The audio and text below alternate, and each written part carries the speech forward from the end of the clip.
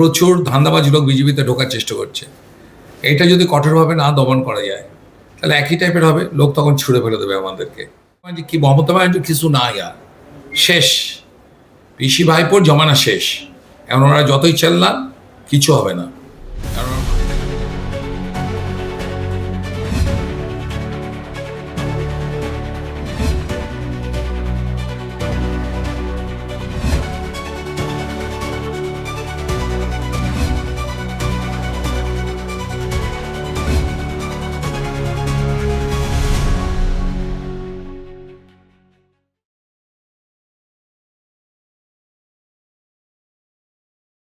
অভিজিৎ দা নমস্কার, CM news মিডিয়ায় আপনাকে স্বাগত জানাই। নমস্কার। প্রথমেই বলবো যে আপনি অভিষেক বন্দ্যোপাধ্যায়ের নামে বিভিন্ন অভিযোগ করেছিলেন এবং সেগুলোর মামলা দায়ের হয়েছে, কিন্তু এই মামলা চলাকালীনই তিনি বিদেশে যাওয়ার জন্য চোখের পরীক্ষার জন্য 3 সপ্তাহের একটি অনুমতি পেয়েছেন। এই বিষয়ে কি বলবেন? না, হাইকোর্ট তো রিজেক্ট করেছিলই, সুপ্রিম কোর্ট দিয়েছে। এখন আমি এই ক্ষেত্রে কি বলবো, বিচারপতিরাই ভালো বলতে পারবেন কেন দিয়েছেন।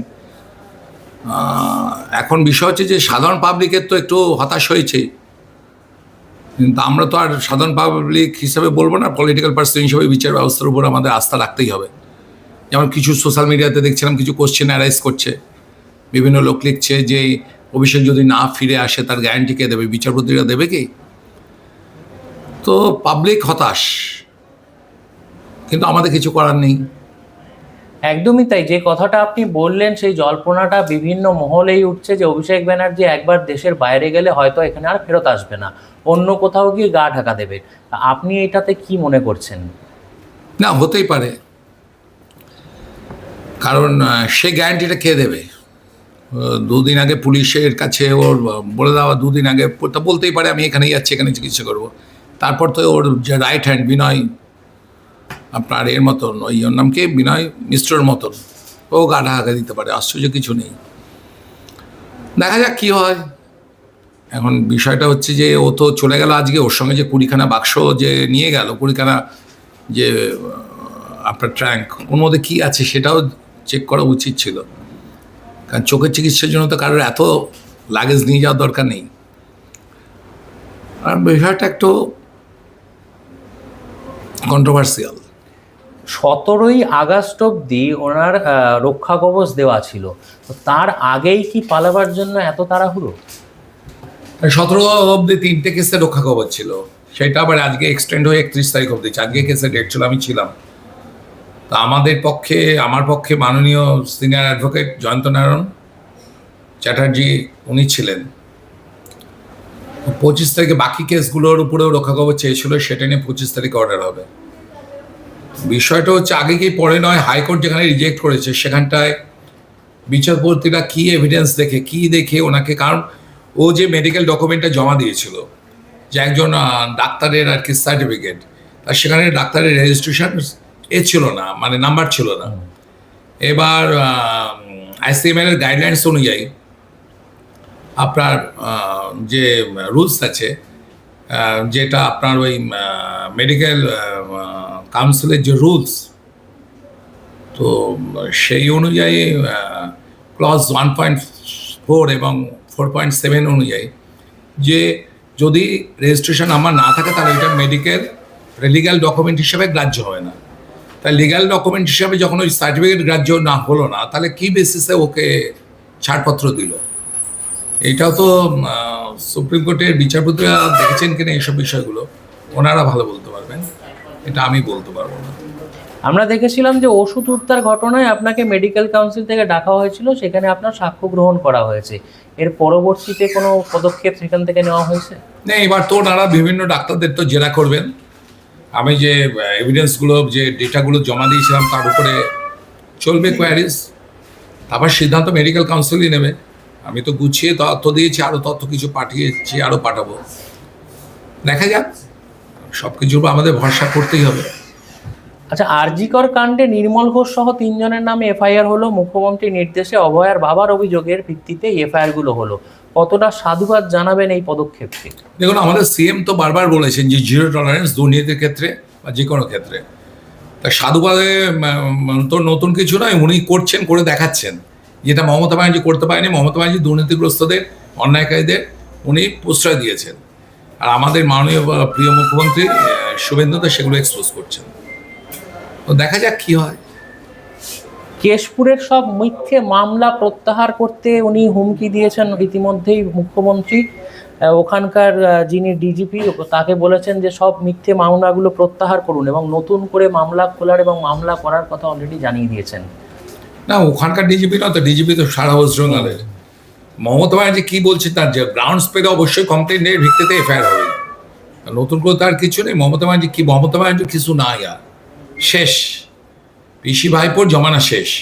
এখন ওরা যতই চেল্লান কিছু হবে না, কারণ ওরা মানুষকে বাধ্য করেছে যে এই অন্যায়ভাবে ওরা জেহাদি যে সরকার চালিয়েছে 15 বছর ধরে, মানুষকে বাধ্য করেছে ওদের বিপক্ষে ভোট দিতে। তো ওনার এই চালানির কোনো দাম নেই। এবং কেশপুরে আজকে মুখ্যমন্ত্রী গেছেন, সেখানে গিয়ে ক্ষুদিরাম বসুর জন্মভিটে উনি প্রদক্ষিণ করেছেন এবং ওখান থেকে জানিয়েছেন যে কেশপুর মামলা আবার নতুন করে খোলা হবে। এ বিষয়ে কি মতামত রাখবেন? কেশপুর মামলা নতুন করে খোলা উচিত। মুখ্যমন্ত্রী যেটা বলছেন, মুখ্যমন্ত্রী তো মানে না ভেবে চিনতে উনি বলছেন না, নিশ্চয়ই রিজন আছে, সেই জন্য উনি এই কথাটা বলেছেন। আমরা দেখলাম যে হর ঘর তিরঙ্গা প্রকল্পের আওতায় 70 লক্ষ জাতীয় পতাকা বিলি করা হলো রাজ্য সরকারের তরফ থেকে। কি বলবেন, কতটা সাধুবাদ জানাবেন এই বিষয়টায়? সাধুবাদ জানাবো না, আমাদের ঘর ঘর তিরঙ্গা এই যে জাতীয়তাবোধের একটা, যে এত বছর ধরে 34 বছর ধরে কমিউনিস্ট রাজত্ব এবং 15 বছর ধরে জিহাদি রাজত্ব তৃণমূলের, এর ফলে জাতীয়তাবোধ মানুষ বাঙালির মনে একদম সুপ্ত অবস্থায় চলে গেছিলো। সেটা যে জাগ্রত হচ্ছে আমাদের সনাতনীদের সমর্থনে আজকে যে বিজেপি সরকার গঠন হয়েছে, তার জন্য তো সাধুবাদের কিছু নেই, একটা আমাদের নতুন দিশার পথে চলছে বাঙালি সমাজ। এবং আমরা যেটা দেখেছিলাম যে মাদ্রাসায় বন্দে মাতরম বন্দনা করতে তারা পিছপা হটেছিলেন, তারা বলেছিলেন করা যাবে না, কিন্তু তারাই আবার কালকে হর ঘর তিরঙ্গার যে পদযাত্রায় সেখানে এসে অনেক লোককে দেখলাম আমরা স্বতঃস্ফূর্তভাবে সেখানে পার্টিসিপেট করতে। এই বিষয়টাতে কি? না, অ্যাকচুয়ালি দেখুন, মুসলিমরা মূল স্রোতে আসতে চায়, তাদেরকে আসতে দেয় না মৌলবী গুলো, আর হচ্ছে আপনার পলিটিক্যাল লিডাররা, যারা সিপিএম তৃণমূলের মতো পলিটিক্যাল লিডাররা, তাদেরকে ওগুলো করা, কারণ তারা চায় না যে তারা কম্পিউটার সেও, তারা যা চায় যে তারা জিহাদি কতগুলো তৈরি হোক যাতে তাদের ব্লক ভোটটা পাওয়া যায়। মুসলিম সমাজকে এগিয়ে আসতে হবে, এগিয়ে আসলেই তবেই আমাদের দেশ একসঙ্গে চলতে পারবো আমরা, যেটা সাংগাচ্ছাদাং সাংবাদাং সাংম মানা আসে জানো, তো মন এক হবে, কাজ হবে, আমরা একসঙ্গে চলতে পারবো। কিছুদিন আগে হালি শহরে এবং আজকে কলকাতার শ্যামবাজারে আমরা দেখলাম মমতা ব্যানার্জি গেলেন এবং সেখানে বিক্ষোভ জানাতে গিয়ে উল্টে তিনি চোর চোর স্লোগান তার বিরুদ্ধে তোলা হলো।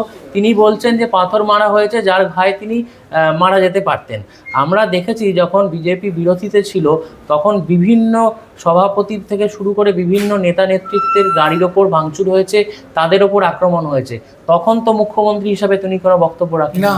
আমি যখন জেলা সভাপতি ছিলাম, দিলীপদার গাড়িতে ভাঙচুর করার চেষ্টা করেছিল, আটকে দিয়েছিল।